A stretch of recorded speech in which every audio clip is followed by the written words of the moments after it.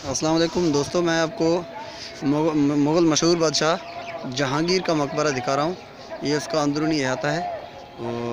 जो चार दीवारी है उसका अंदरूनी अहाता, लेकिन मकबरे से मैं बाहर हूँ। जो सामने आपको नज़र आ रहा है ये जहाँ इस जो है ना इमारत के अंदर जहांगीर बादशाह का मकबरा है, जो मैंने अंदर जाके बहुत करीब से देखा है।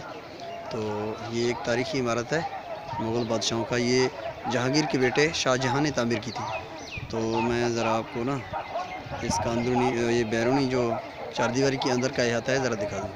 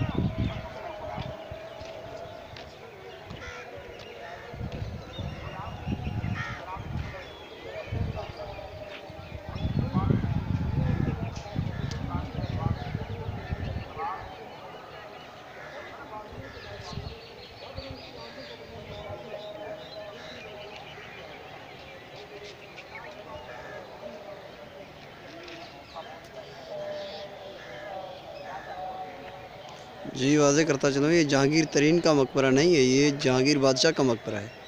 बहुत बहुत शुक्रिया।